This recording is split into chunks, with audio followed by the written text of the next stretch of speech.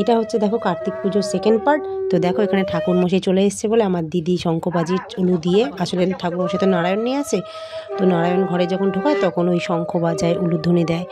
তো দিদি তাই করছিল। দেখো ঠাকুরমশাই এখানে প্রথমে ঢুকেই দিদিকে বলল যে মা আগে ছেলেকে বরণ করে নিক। তো আমার দিদি সেই কথা মতোই কার্তিককে ছেলেকে বরণ করে নিচ্ছে। প্রথমে পান দিয়ে বরণ করলো, তারপর হচ্ছে কুলোর মধ্যে চাল আছে, যা যা থাকে আর কি, সেইভাবে বরণ করলো। ওদের অনেক নিয়ম আছে, ওরা যেহেতু এদের শুধু তো আমার দিদিরা, তা ওদের প্রচুর নিয়ম আছে। দেখো একের পর বরণ করে যাচ্ছে, একবার কলা নিয়ে, একবার কুলো নিয়ে, একবার পান নিয়ে, আর তারপরে আবার কি এটা বলে আমি জানি না। তো তারপরে প্রদীপ নিয়েও দেখাচ্ছিল। আর হচ্ছে এত সুন্দর লাগে ওদের বাড়িতে ঢুকলে, যে ঠাকুরের মানে প্রথমে ঢুকতে ওদের বাড়িতে ঠাকুরের এই মন্দিরটা দেখা যায়, দেখলেই এত ভালো লাগে, মনটা পুরো ভরে যায়। আর ঠাকুরে ঠাকুর ঠাকুরে ঠাকুর।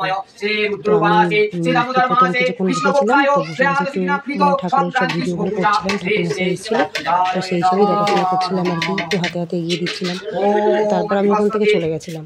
আর এদিকে আমাদের পাকা বুড়ি দেখো কী করছে, একবার কাঁসর বাজাচ্ছে, একবার মন্ত্র পড়ছে। দেখতে থাকো কী করছে ও, মানে ও একাই ওস্তাদ, মানে একাই সব করে নেবে। দেখো কি করছে।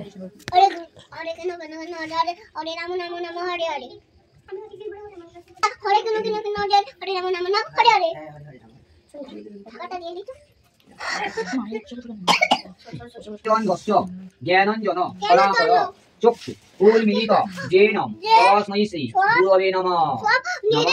গুরু কৃপাহি কেবলম, নম গুরু কৃপাহি কেবলম, নম গুরু কৃপাহি কেবলম। গুরুকে প্রণাম করো ঈশ্বর।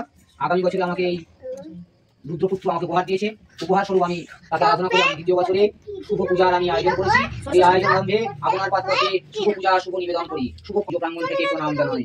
নম পিতা স্বর্গ পিতা ধর্ম পিতাহি পরমন্তঃ পিতরি প্রীতিমা পন্নী প্রিয়ন্তে সর্বদেবতা দেবতা। ভগবানকে প্রণাম জানিয়েছো। এইবারে সংসারে পিতা মাতা পিতা। এদিকে দেখো যজ্ঞ হচ্ছে, আর ভিডিওটা বেশিক্ষণ করতে পারিনি, আমি বাড়ি চলে এসেছিলাম। তো ভিডিওটা ভালো লাগলে লাইক করে দেন, কেমন লাগলো জানি। টাটা।